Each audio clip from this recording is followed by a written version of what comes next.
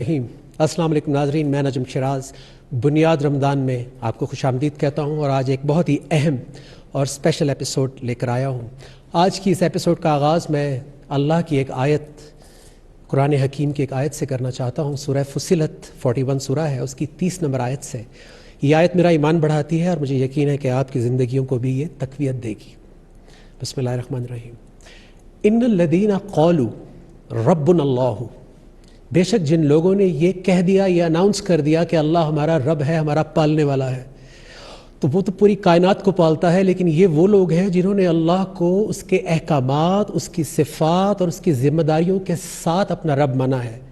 ثم استقاموا، اور پھر اس پر ڈٹ گئے، ایک دن نہیں، پوری زندگی کے لیے۔ تو پھر کیا ہوا؟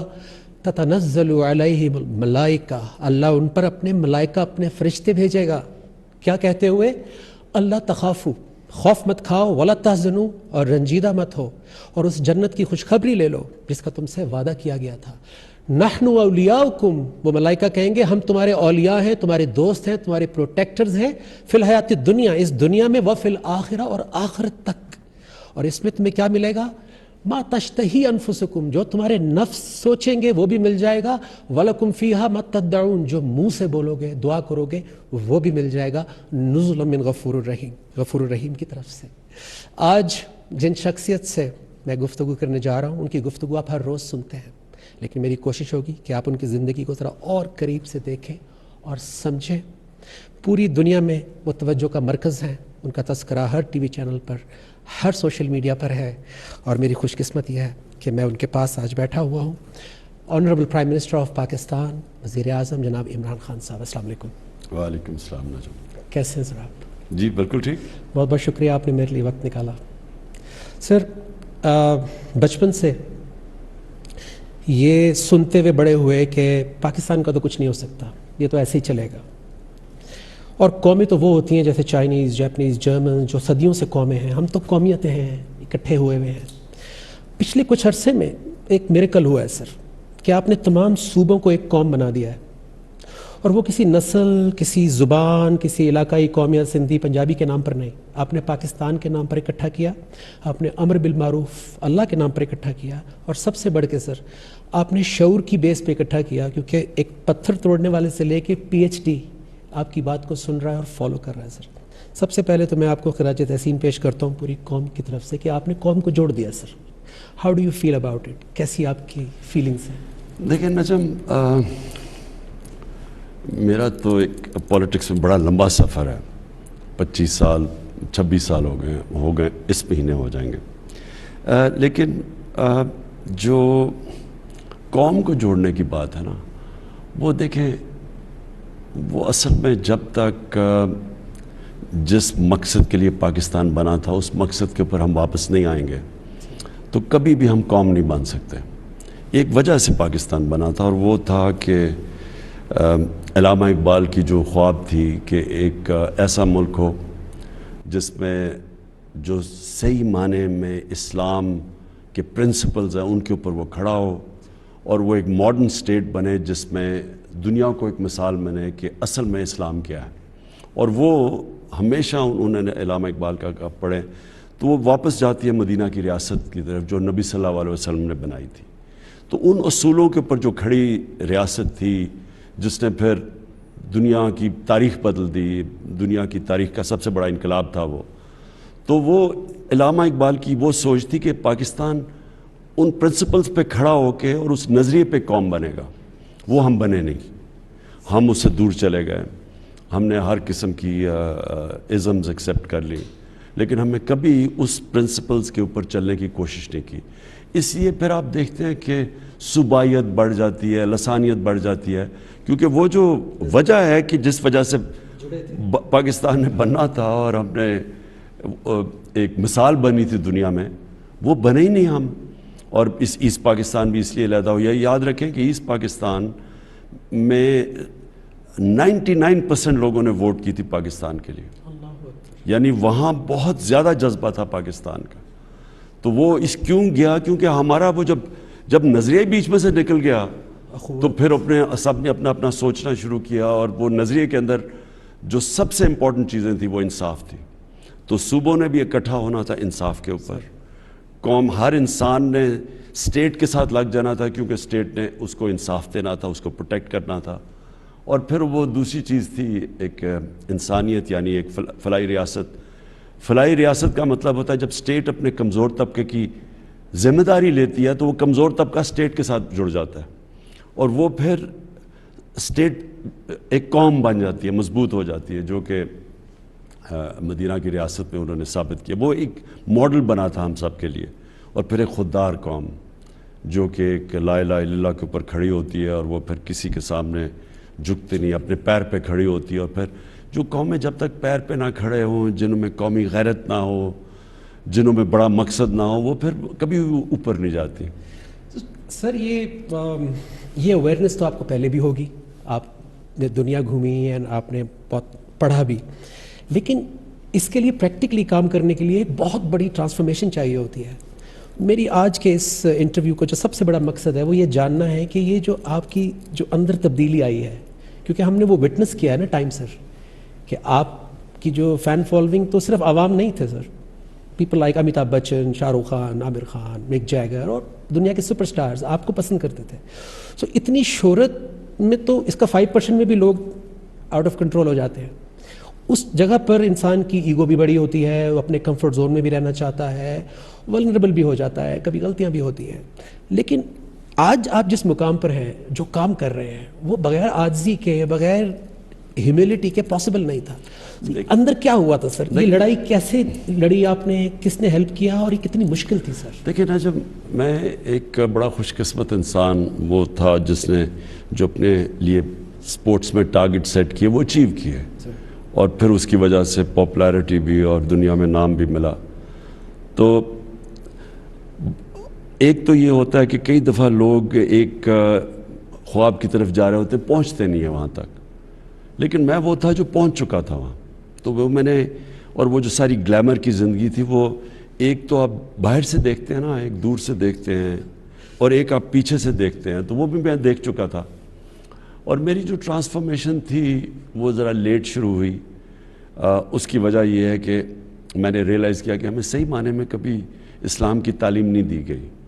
گھر میں ماں میری بہت ریلیجس والد بھی تھے, لیکن جو ہمیں ایجوکیشن ملنی چاہیے تھی, مثلا سب سے اچھے اسکول میں تھا HSN میں, لیکن ہمیں کوئی پریپریشن نہیں کی گئی کہ صحیح معنی میں کیا. مجھے تو یہ بھی نہیں پاکستان کیوں بنا تھا.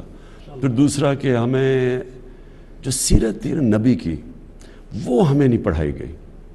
اسلامیات ہم نے پڑھی, لیکن مجھے ایک بڑی لیٹ زندگی میں نے نبی صلی اللہ علیہ وسلم کی زندگی پڑھی, اور میرے ٹرانسفارمیشن ادھر سے آنی شروع ہوئی. اور پھر ٹرانسفارمیشن اس لیے آئی کہ میں نے زندگی بھی ساری دیکھ لی تھی, اور گلیمر کی دنیا بھی دیکھی تھی, اور پھر میں نے مغربی دنیا اندر سے دیکھی تھی. بڑے کم لوگوں کو اس طرح انہوں نے ایکسیپٹ کیا, مثلا انگلش سوسائٹی نے جس طرح مجھے انہوں نے ایکسیپٹ کیا تھا, تو میں نے اس کو اندر سے بھی دیکھا تھا. پھر میں کیونکہ آدھا سال کرکٹ کھیلتا تھا انگلینڈ میں اور آدھا سال پاکستان میں, تو ادھر بھی میں اپنی سوسائٹی کو دیکھتا تھا. دونوں کی طاقت اور کمزوریاں بھی پتہ چلنی شروع ہو گئی. لیکن جو سب سے امپورٹنٹ چیز ہوئی کہ میں نے آہستہ آہستہ اپنی زندگی سے تجربے سے ریئلائز کیا کہ اصل میں وہ جو ہم نماز میں مانگتے ہیں سیدھا راستہ, وہ ہے کیا. تو ہمیں بڑا ایک غلط آئیڈیا تھا سیدھے راستے کا. میں یعنی مجھے جب میری والدہ جب ہم سونے سے پہلے بچے ہوتے تھے تو وہ کہتی تھی کہ دعا مانگو اللہ سیدھے راستے پہ لگا. تو آہستہ آہستہ ہم سوچتے تھے وہ سیدھا راستہ تو بڑا بورنگ راستہ ہے, کیونکہ جو ہم فلمیں دیکھتے تھے اور جو ہمارے ہیروز تھے وہ جس راستے پہ تھے وہ سیدھا راستہ نہیں تھا. تو ان کا جو راستہ تھا وہ ایکسائٹنگ لگتا تھا, وہ اٹریکٹیو تھا, لیکن جو سیدھا راستہ تھا وہ بڑا بورنگ لگتا تھا.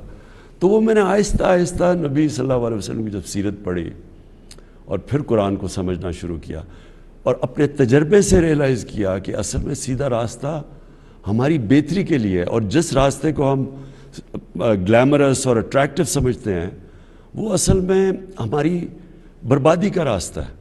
یعنی وہ ہمیں خوشی نہیں دیتا. وہ اور پلیجر سیکنگ یعنی عارضی خوشی اور ہیپینس اور جو خوشی ہے اس میں ایکچولی فرق ہے. پلیجر سیکنگ کچھ اور ہے, وہ عارضی خوشی ہوتی ہے, اور وہ ایکچولی آدمی کو ایک غلط طرف لے جاتی ہے، ایڈکشن کی طرف لے جاتی ہے، تباہی کی طرف لے جاتی ہے. اور جو اصل خوشی ہے وہ اصل میں سیدھے راستے میں ہے. اور سیدھا راستہ آسان راستہ نہیں ہے، مشکل راستہ ہے، اونچ نیچ ہے اس میں. اندر لڑائی ہوئی ہوگی نا سر؟ تو اگر آپ نبی صلی اللہ علیہ وسلم کی زندگی پڑھ لیں تو وہ تو کوئی آسان زندگی تو نہیں تھی، وہ تو سارا وقت سٹرگل تھی. لیکن وہ پھر ایک انسان کی عظمت کا راستہ ہے. تو وہ ایکچولی یہ مجھے بڑا لیٹ سمجھ آئی زندگی میں کہ وہ اصل میں سیدھا راستہ ہماری بہتری کے لیے. ہم سمجھتے ہیں ہم اللہ کو خوش کر، یعنی اللہ کو کوئی فائدہ پہنچا رہے ہیں. اللہ کو تو کوئی فائدہ نہیں پہنچا سکتا. آپ نے ابھی ایک ورڈ کہا کہ سیدھا راستہ مانگتے ہیں سر، تو یہ بہت بڑی بات ہے سر، کیونکہ اکثریت تو پڑھتی ہے سر. نہیں، جب آپ صراط مستقیم پڑھنا اور مانگنے میں زمین آسمان کا فرق ہے سر. اصل میں جی یہ تو اللہ کی دعائی آپ 5 وقت میں نماز میں یہ کہتے ہیں کہ اللہ اس راستے پہ لگا جن کو تو نے ہمیں نیب تھے. یعنی وہ راستہ اصل میں نبی صلی اللہ علیہ وسلم کا راستہ ہے، کیونکہ وہ اللہ کے محبوب تھے. سب سے زیادہ تو عروج ان کا کبھی ایسا انسان نہ آیا نہ آ سکتا ہے. تو وہ جو راستہ ہے وہ آپ آہستہ آہستہ ریئلائز کرتے ہیں کہ وہ چھوٹے سے آدمی کو بڑا آدمی بنا دیتا ہے. وہ جو میں بار بار اپنے نوجوانوں کو بتاتا ہوں، مولانا رومی کی سینگ کہ جب اللہ نے تمہیں پر دیے کیوں رینگ رہے ہو چونٹیوں کی طرح. تو پر تو آدمی کو ہوتے ہی ملتے ہی تب ہیں جب وہ اس راستے پہ جاتا ہے. تو سر یہ بات کی میرے نزدیک بڑی ویلیو ہے سر. اور آپ ماشاءاللہ آپ کی بات میں دیکھ رہا ہوں سر پچھلے کافی عرصے سے کہ وہ وقت گزرنے کے ساتھ ساتھ ہیوی ہوتی جا رہی ہے، اس میں ایمان بہت واضح ہوتا جا رہا ہے اور کلیئرٹی آتی جا رہی ہے سر.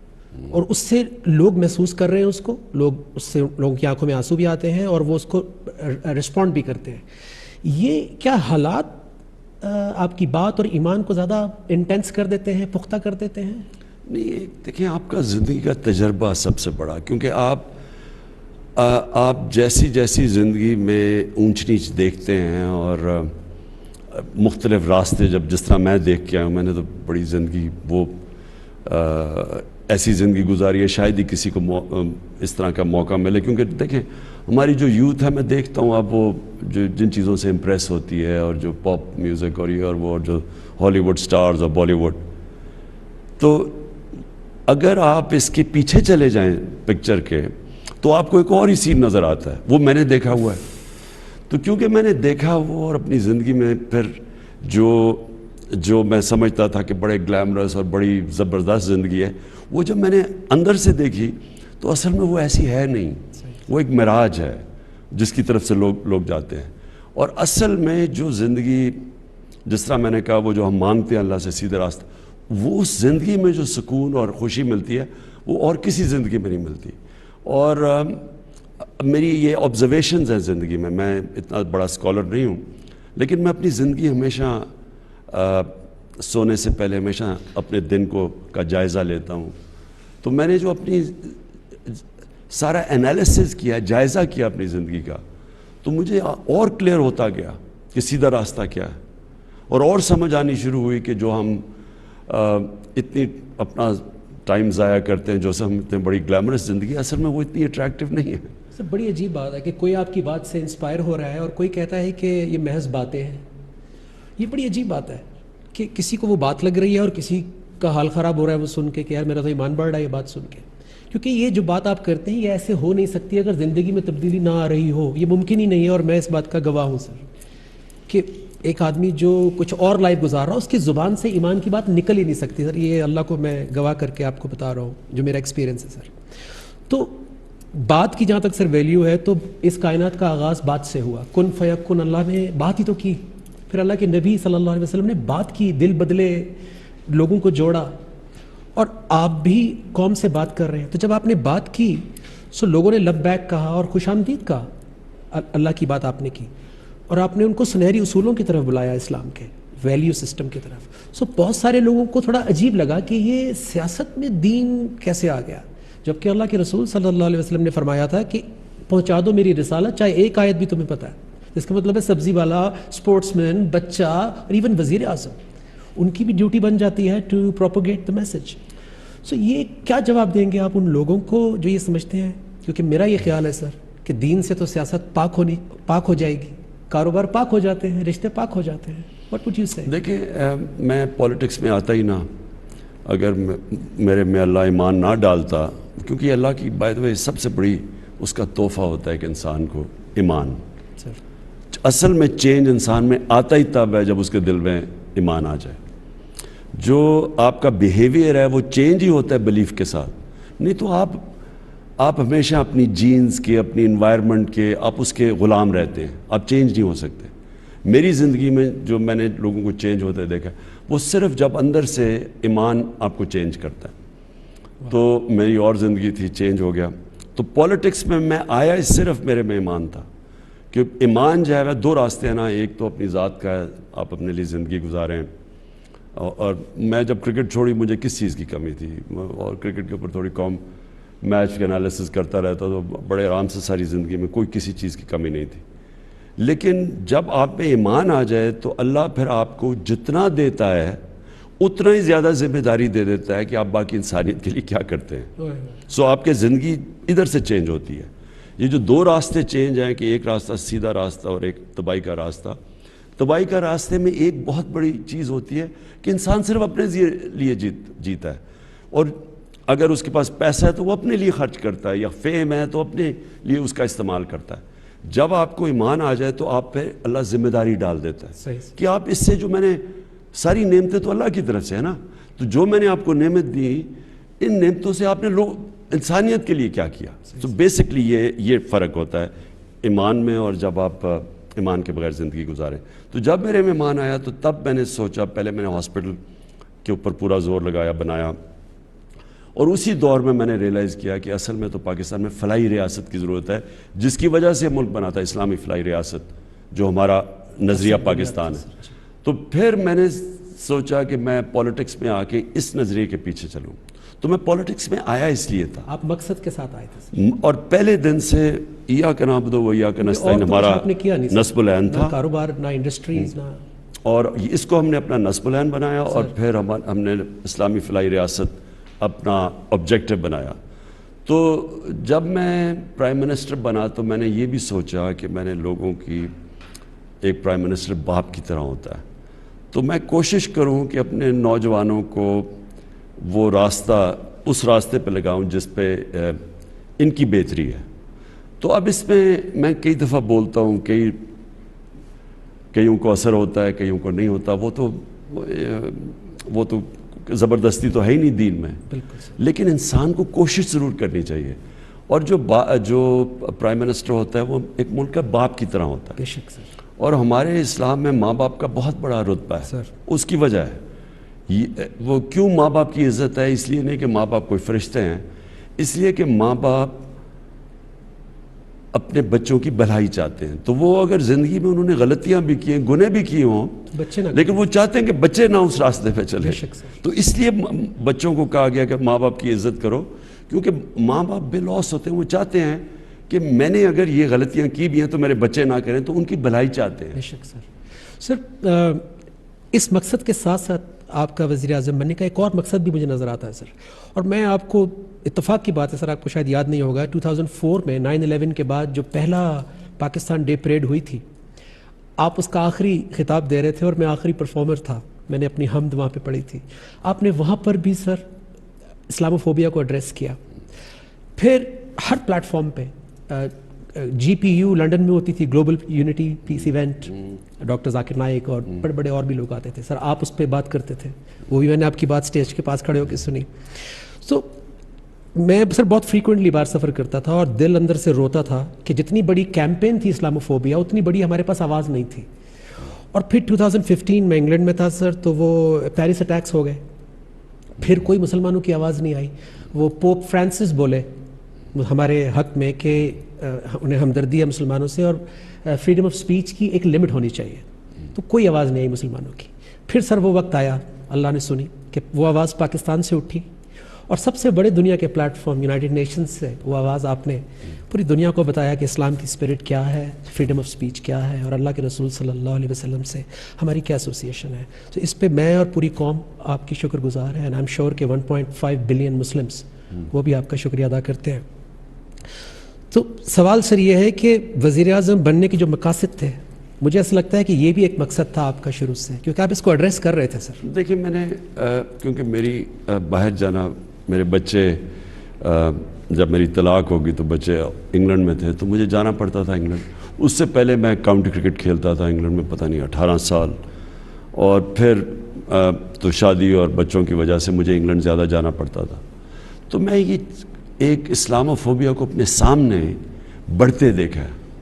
یہ شروع ہوا تھا سلمان رشدی نے جب کتاب لکھی تھی، تو اس کے بعد جو ایک ریاکشن آیا مسلمانوں کا، اور پھر مغرب کا ریاکشن اس کے خلاف آیا مغربی دنیا میں.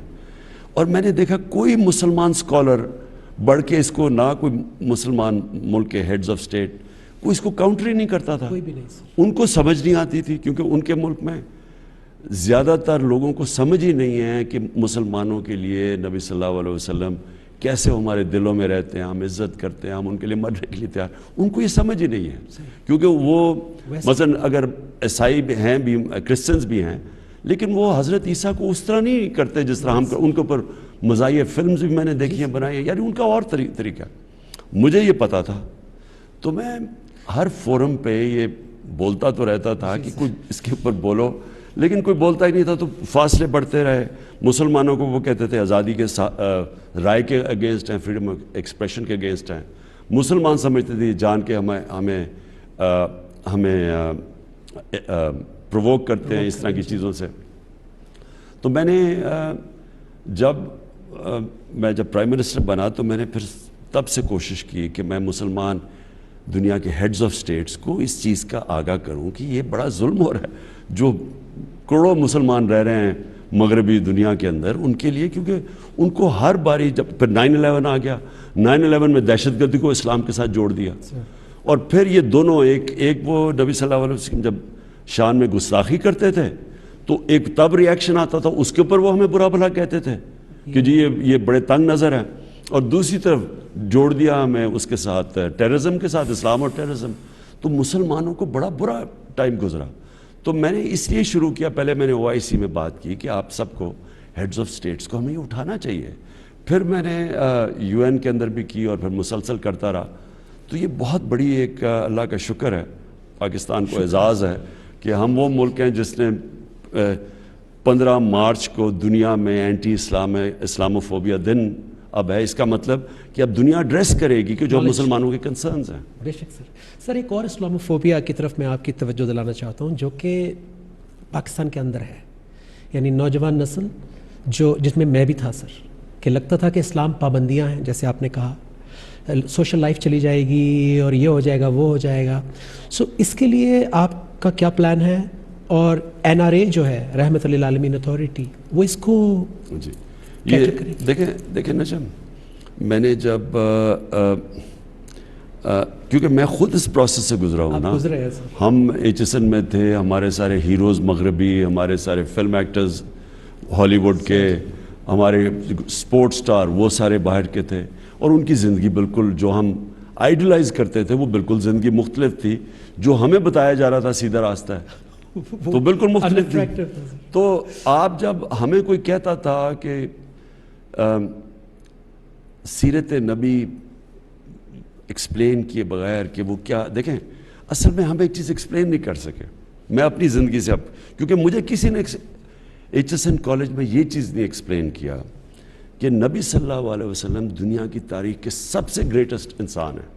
یعنی آپ اگر مسلمان ہو یا نہ ہو، کسی کی اچیومنٹ نہیں ہے جو ایک انسان نے اچیو کیا، اور وہ ہسٹری کا حصہ ہے. باقی اللہ کے پیغمبر ہسٹری میں ان کے مینشن نہیں. ان کا جب پیدا ہوئے، جب مدینہ آئے، جب دنیا سے سارا ریکارڈ ہے. اور یہ فنومینا کبھی مجھے کسی نے ایکسپلین نہیں کیا. یہ میں نے آج سے آہستہ بعد میں کتابیں پڑھ کے مجھے سمجھ آئی اس کی. اب وہ ہمیں کیوں اللہ کہتا ہے کہ ان کے راستے پہ چلو؟ ہماری بہتری کے لیے. ہم یہ نہیں سمجھتے، ہمیں کسی نے نہیں بتایا. اور وہ اس لیے کہ وہ دنیا کے سب سے کامیاب انسان تھے. تو جب ہم کتابیں پڑھتے تھے اپنے رول ماڈلز کی، سپورٹس مین کی، کسی کتاب پڑھی جو پھر مثلا بل گیٹس کے لوگ پڑھتے ہیں کہ بڑا گریٹ انسان ہے. تو لیکن اصل میں اللہ ہمیں یہ کہہ رہا ہے کہ اب ان کی جو دنیا کا سب سے گریٹسٹ انسان ہے ان کی زندگی سے سیکھو، ماڈل بناؤ. کیونکہ ان کو جب آپ ان کے پرنسپلز اپنائیں گے تو آپ بھی اوپر آ جائیں گے. کیونکہ جو بھی نبی صلی اللہ علیہ وسلم کے ارد گرد لوگ تھے، جو ان کے صحابہ تھے، سب گریٹ بن گئے. دنیا کی تاریخ میں اتنے تھوڑے ٹائم میں اتنے زیادہ گریٹ انسان کبھی آئے نہیں پیدا ہیں. ہی نہیں ہوئے سر. وہ اور یہ تاریخ کا حصہ ہے. ایک کتاب ہے، ایک انگریزی کی کتاب ہے، دی عرب کانکویسٹ. وہ سارا لکھا ہوا ہے کہ نبی صلی اللہ علیہ وسلم کو جانے کے بعد کتنے، یعنی ایک پرولیفریشن تھا، ایک کے بعد دوسرا عظیم آدمی تھا. کوئی کدھر جا رہا ہے، کوئی کدھر، اور ایک ان میں عجیب سی ایک انہوں نے ڈال دیا. یعنی وہی جو مولانا رومی کی سینگ ہے کہ انہوں نے انسان کو پر دے دیے، وہ سارے بڑے انسان بن گئے. تو اس لیے اللہ ہمیں کہتے ہیں قرآن میں کہ ان کی زندگی سے سیکھو. ہمیں اس چیز کا نہیں پتہ تھا. اور مدینہ کی ریاست اس لیے وہ ان کی سنت تھی. اور مدینہ کی ریاست بیس بنا جدھر سے مسلمان سویلائزیشن اٹھا اور کئی 100 سال تک دنیا کی امامت کی. وہ پرنسپلز آج بھی ویلڈ ہے. مجھے یاد ہے لوگ ہمیں کہتے تھے وہ جی 14 سال پہلے کی بات نہ کرو، لیکن وہ سارے پرنسپلز جو بھی آج ترقی یافتہ ملک ہے وہ کہیں نہ کہیں ان کے پرنسپلز یوز کر رہا ہے. مثلا سوئٹزرلینڈ کچھ بھی نہیں ہے، امیر ترین ملک ہے. رول آف لا بھی وہاں ہے، فلائی ریاست بھی وہاں ہے، خودداری بھی ان کے اندر ہے. ادھر چلے اسکینڈینیویا، زبردست فلائی ریاست. چائنا اٹھا کیسے؟ انہوں نے وہی لوگوں کو غربت سے اوپر اٹھایا اور رول آف لا، یعنی ان کا بڑا تکڑا احتساب ہو. انہوں نے یعنی جو پرنسپلز مدینہ کی ریاست میں سیٹ کیے تھے وہ ہر ماڈل سٹیٹ استعمال کرتی ہے. تو سر آپ یہ اور وہ مسلمان دنیا میں نہیں ہیں. آپ مسلمان دنیا میں دیکھیں وہ جو پرنسپلز اب یہاں نہیں ہیں وہ ہر ان ملکوں میں جو کامیاب ہیں. سر آپ کو یہ نہیں لگتا کہ رول ماڈل بھی مسنگ تھا جو جس سے لوگ ریلیٹ کر پاتے ہیں؟ کیونکہ جس نے بریانی بنائی ہے وہی سکھا سکتا ہے کہ بریانی کیسے بنتی ہے. آپ کی بات کنیکٹ ہو رہی ہے بیکاز آپ کے پاس کمپیریزن ہے، آپ وہ زندگی گزارتے ہوئے یہاں پہنچے ہیں، جو کہ بہت سارے علماء کو میں نے سوشل میڈیا پہ اپریشیٹ کرتے ہوئے سنا ہے آپ کو کہ آپ نے لوگوں کو بہت ساری وہ باتیں سمجھائی ہیں جو 75 ایئرز میں جیسے کلمہ ہے نہیں پہنچا اس طریقے سے. ہم سمجھتے رہے کہ صرف پڑھنا ہے، لیکن اس کو لیو کرنا لا ہے. الہ الا اللہ ایک انسان کی لبریشن ہے، یعنی ایک انسان کو آزاد کرتا ہے. وہ جو اقبال کا شاہین ہے نا، وہ شاہین بن ہی نہیں سکتا جب تک لا الہ الا اللہ اس کے ذہن میں نہ، اس کے دل میں نہ. لا الہ الا اللہ کا مطلب کہ آپ کسی، یہ شرک ہے کہ کسی کو آپ اللہ کے علاوہ کسی سامنے جھکیں، چاہے وہ ملک ہو، چاہے سپر پاور ہو، چاہے وہ کوئی انسان ہو. جدھر آپ یعنی اپنی غیرت، اور لا الہ انسان کو غیرت دیتا ہے، آپ ایک خوددار انسان بناتا ہے اور بڑے کام خوددار انسان کرتا ہے. وہ یہ جو میں نے آپ کو بتایا کہ جو ایک دم اتنے عظیم لوگ آ گئے، جو ان کے ارد گرد تھا نبی صلی اللہ علیہ وسلم، وہ کہاں سے کہاں پہنچ گئے. وہ اس کی وجہ ہے کہ انہوں نے ان کو آزاد کر دیا، ایک ہیومن پوٹینشل کو انہوں نے آزاد کر دیا. اور یہ سب سے بڑا پرابلم ہوتا ہے کہ اللہ نے ہمیں بڑا پوٹینشل دیا ہوا ہر انسان کو، لیکن ہم نے زنجیریں باندھی ہوئی ہیں اپنی، ہم اوپر نہیں جا سکتے. سب سے بڑا بت جو انسان کو ایک بڑا انسان بننے سے روکتا ہے وہ ہے یہ پیسے کا بت. یہ جو پیسے کی پوجا ہے، یہ میں نے بڑی تباہی دیکھی ہے انسانوں کے اندر. بہت بڑا الہ ہے سر. اگر پیسے کو آپ صحیح استعمال کر لیں تو وہ آپ کے لیے ایک نعمت بن جاتی ہے، لیکن اگر آپ پیسے سے استعمال ہو جائیں تو اس سے بڑا عذاب کوئی نہیں ہے. تو سر یہ آپ کی جو ویژن ہے پاکستان کے لیے، ریاست مدینہ، تو ظاہر ہے سر جن کے پاس پیسہ اکٹھا ہو جاتا ہے. میں یہ کہہ دوں کہ جو میں نے رحمت للعالمین اتھارٹی بنائی، اس کا مقصد ہی یہ تھا کہ جو مجھے نہیں اسکول میں بتایا گیا، بچوں تھے، میرے نوجوانوں کو ارلی اسکولوں کے اندر ان کی سیرت، ان کی زندگی کا پتہ ہو. ساتھ پھر ان کو ہمارے پاس فلمز بنے الٹرنیٹ، جس طرح یہ جو ارطغرل ہے، یہ جو ٹی وی ترکش ڈرامہ ہے، یہ ایک الٹرنیٹ دیتا ہے لوگوں کو، یہ ایک الٹرنیٹ کلچر بتا رہا ہے اپنے نوجوانوں. تو جب تک آپ اپنے نوجوانوں کو ایک ہالی ووڈ اور بالی ووڈ سے کلچر آ رہا ہے، جب تک آپ اس کا متبادل نہیں دیتے تو وہ تو وہی جائیں گے نا، آپ کیسے کریں گے. اور تو میں یہ رحمت للعالمین اتھارٹی صرف بچوں کو سیرت نبی نہیں، بلکہ اس میں اسکالرز ایک انٹرنیشنلی بھی مثلا جواب دیں اگر اسلام کے خلاف کچھ ہوتا ہے تو کوئی ایک انٹلیکچوئل ایک اسکالرلی جواب آئے بجائے ایسے ہم توڑ پھوڑ شروع کر دیں اپنا ہی ملک کا نقصان کریں. اور پھر فلمز بنے, سیریلز بنے مسلمان ہیروز کی, جس طرح یہ ترکی نے انہوں نے شروع کیا, اور پھر کارٹونز بچوں کے لیے, کیونکہ بچوں کے لیے کارٹونز بھی میں دیکھ رہا ہوں, وہ ان کے اندر ایک انڈوکٹرینیشن کر دیتے ہیں, پورا لائف سٹائل ہے سر. ایک وہ ان کو اچھا ہمارے ماں باپ میں عزت ہے, ہم بڑوں کی عزت کرتے ہیں, آپ ان کے کارٹونز دیکھیں اس میں تو ایسا ہے ہی نہیں, کچھ ہے ہی نہیں سر. تو وہ ہمارا جو, اور ہمارے ہر اس کے پیچھے کچھ ہے, ہمارے جو اسلام کے آداب ہیں, جو ہمارا کلچر ہے, اس سب کے پیچھے کچھ نہ کچھ وجہ. مثلا پردہ ہے, پردہ صرف کپڑوں کا نہیں ہے, یہ ایک معاشرے کے اندر یہ اینٹی فحاشی ہے, واہ, اور فحاشی کی ایک بہت بڑا مسئلہ ایک معاشرے کے اندر تباہی کا ہے. مثلا یہ جو ریپ کیسز بڑھتے جا رہے ہیں, بچوں کے چائلڈ ابیوز جو پاکستان میں اب ہر دیکھیں, میں تو مجھے تکلیف ہوتی ہے اخباروں میں دیکھ کے کہ ہر جگہ اب آ رہا ہے کہ کبھی کوئی بچے سے زیادتی ہے, کچھ ہے, کبھی عورتیں ریپ ہو رہی. آپ اگر معاشرے میں فحاشی بڑھا دیں گے تو یہ کچھ نہ کچھ تو اس کا ایفیکٹ آئے گا نا. اور دوسرا پرابلم موبائل فون ہے. اب موبائل فون کے وہ مٹیریل آ گیا بچوں کے سامنے جو انسانی تاریخ میں کبھی بچوں نے اس طرح کی چیزیں ایکسپوز نہیں, بلکہ انسان نہیں ہوئے. موبائل فون کے اوپر آپ اس میں بڑی ایجوکیشنل چیزیں ہیں, نالج ہے, سب کچھ ہے, لیکن اس میں پورنوگرافک مٹیریل آتا ہے جو کہ اگر آپ ماں باپ کا بچوں کے اوپر نظر نہ ہو تو وہ تو اسے ہینڈل نہیں کر سکتے یہ چیزیں. اس کے بڑے ریپرکشنز ہیں سوسائٹی میں, اور یہ ابھی ہمارے ملک میں نہیں, یہ دنیا کے اندر اس کے ریپرکشنز آ رہے ہیں.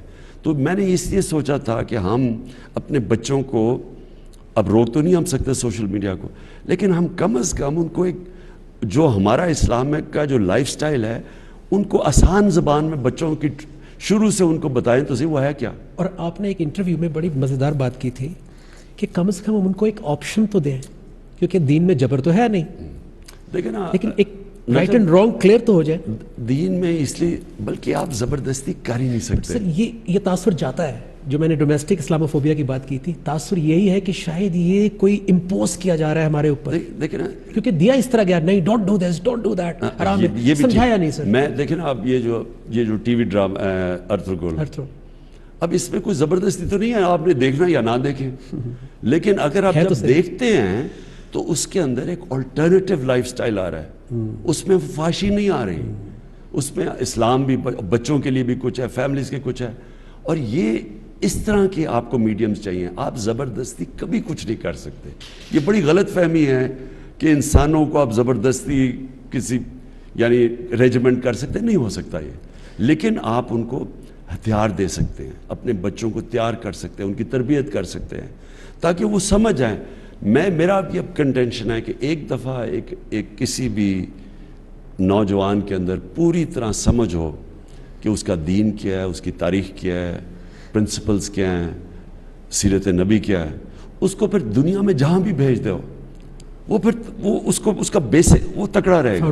لیکن جب آپ کی فاؤنڈیشن ہی نہیں ہے تو آپ تو ہر چیز سے متاثر ہو جائیں گے. اور مغرب کا ٹیکنالوجیکل پروگریس اتنا زیادہ ہے کہ آپ تو اس سے متاثر ہو کے پھر پوری طرح ہی اپنا لیں گے, اس کی اچھائیاں برائیاں دونوں لے لیں گے. اس وقت جو مجھے خطرہ ہو رہا ہے کہ ہم کیونکہ ہمیں پوری طرح مغربی معاشرے کی طاقت اور کمزوریوں کا نہیں پتہ, مجھے خطرہ یہ ہے, اور یہ میں کئی دیکھتا ہوں اور ہمارے زمانے میں بھی یہی تھا, کہ ہم ان کی برائیاں لے رہے ہیں اور ان کی اچھائیاں نہیں لے رہے. کیونکہ ان کی اچھائیاں آپ اگر دیکھیں گے, مثلا امر بالمعروف, آپ اس معاشرے کے اندر اگر آپ نے امر بالمعروف دیکھنا ہے کہ اچھائی کے ساتھ کھڑے ہونا ہے اور برائی کو آپ نے ختم کرنا ہے, یا برائی کے خلاف معاشرے نے کھڑا, آپ ان معاشرے میں چلیں, آپ سوئٹزرلینڈ چلے جائیں, اسکینڈینیویا چلے جائیں, برطانیہ چلے جائیں, ایک معاشرہ ایکٹیولی لڑتا ہے ان کے اگینسٹ. آپ اگر کوئی پبلک کا پیسہ چوری کرے وہ اپنی شکل نہیں دکھا سکتا کہیں اس معاشرے میں. بڑی عجیب بات ہے سر, ویسے وہ مست لگتے ہیں لیکن جب کوئی ایسا لا بریک ہوتا ہے تو وہ ایک دم نہیں, ساری سوسائٹی, سارا میڈیا, ان کی سارا جو سوشل میڈیا ان کی, یعنی کسی جگہ پہ وہ آپ کو اپنی, ان کے پولیٹیشنز جو مرضی اندر سے ہوں, برائی کے خلاف سب کھڑے ہو جاتے ہیں. اور یہاں ہمارا یہ پرابلم ہے, جو سب سے بڑا نقصان کیا یہ کرپٹ لوگوں نے اس ملک کو بار بار حکومت کر کے, اور ان کے پھر جو پورا ایک سیٹ اپ ان کے ساتھ مل گیا, پورے مافیاز ان کے ساتھ مل گئے, میڈیا کے اندر بھی, کہ انہوں نے برائی کو برا نہیں کیا پاکستان میں. ہم اچھائی اور برائی کے اندر جو فرق ہے وہ ختم کر دیا انہوں نے. اور یہ سب سے زیادہ ایک معاشرے کو آپ نے تباہ کرنا ہے, اچھے برے کی تمیز ختم کر دیں. سر اللہ کے رسول صلی اللہ علیہ وسلم کو 23 سال لگے بینگ رحمت للعالمین خاتم النبیین اصحاب کرام ساتھ, پھر بھی 23 سال لگے سر فتح مکہ اور پھر وہ سوسائٹی بنتے بنتے. ہمیں تو سر 100 سال بھی لگ سکتے ہیں, وہ تو اللہ کے رسول تھے. لیکن آپ نے ایک آغاز کر دیا ہے, آپ نے ایک تصور دے دیا ہے.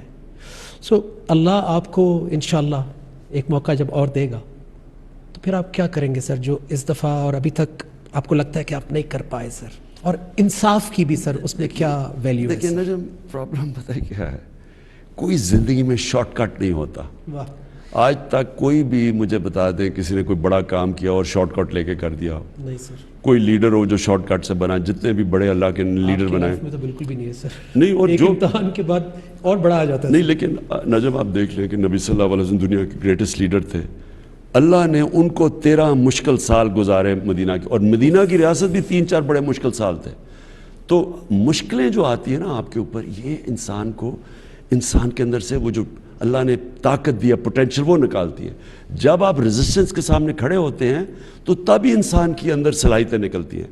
اگر آپ آسان راستہ لے لیں, وہ جو 2 راستے ہیں, ایک عظمت کا راستہ ہے, ایک تباہی کا, وہ آسان راستہ ہوتا ہے, انسان شارٹ کٹ لے لیتا ہے. تو یہ کہنا کہ ہم پاکستان میں کوئی ایک دم اس طرح کریں گے اور مدینہ کی ریاست بن جائے گی, ایسے نہیں ہوگا.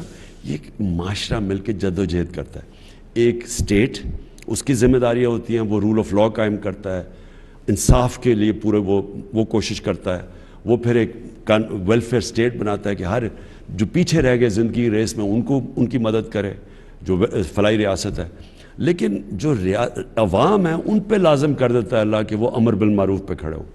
یعنی وہ پھر ان کی ذمہ داری یہ ہے کہ بدی کو وہ ختم کریں, اچھائی کے ساتھ کھڑے ہوں, فیصلہ کریں اچھائی برائی کیا. ہر انسان جانتا ہے اچھائی برائی کیا ہے. سر یہ سب صرف عمران خان نے کرنا ہے یا پوری قوم کو اس میں اپنا حصہ ڈالنا ہے, بجائے کہ صرف جج کرنے کے یا کامنٹ کرنے کے کہ شاید آپ نے ہی کرنا ہے, آپ نہیں کرنا ہے.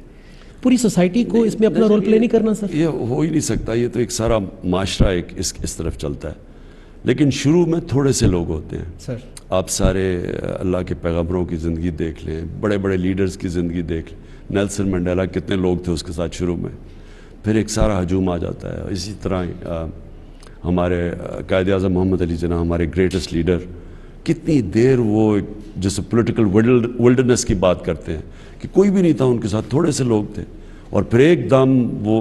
تو یہ اللہ کا ایک یہ نظام اس نے بنایا ہوا ہے کہ آخر میں جو سچ پہ کھڑا ہوتا ہے, حق پہ کھڑا ہوتا ہے, وہ پھر پریویل کرتا ہے, قوم اس کے ساتھ چلتی ہے. سر آپ لوگوں کو کیا بتانا چاہیں گے کہ آپ پاکستان کو نیکسٹ 10-20 ایئرز میں یا اور زیادہ ٹائم چاہیے, کہاں دیکھتے ہیں سر؟ اصل میں جی کیا آپ کی ویژن ہے سر؟ میں آپ کو بتاتا ہوں. دیکھیں پاکستان 22 کروڑ کے لوگ ہیں, اور بدقسمتی سے ہمارے ایسے لیڈر ہیں وہ کہتے ہیں کہ بیگرز آر ناٹ چوزرز, یعنی کہ اگر ہم مقروض ہیں تو ہم غلام ہیں. تو اس کا مطلب ہم ساری زندگی غلام رہ جائیں گے.